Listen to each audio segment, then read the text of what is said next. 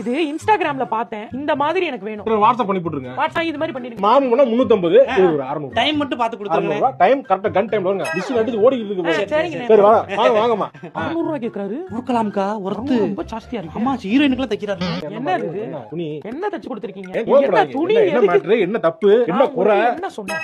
நான் போன்ல ஒரு டிசைன் அனுப்பிச்சேன். ஆமா அதே மாதிரி தச்சு தாங்கன்னு சொன்னேன். இப்படி பண்ணா என்ன அர்த்தம்? இந்த லட்சணத்துல ஒரு சினிமாவுல பண்ணாரு, நயன்தாராவுக்கு தச்சாரு, அன்சிகாவுக்கு தச்சாரு, அதை விட்டீங்க.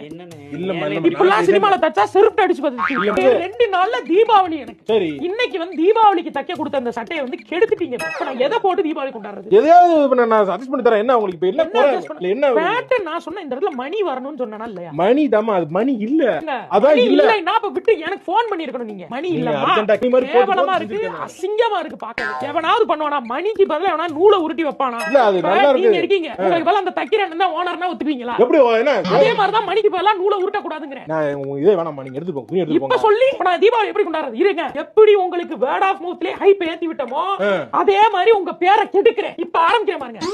என்னடி தைக்கிறான் அவன்? இவன் ஜாக்கெட் தைக்க சொன்னா பாவாடை தைக்கிறான்.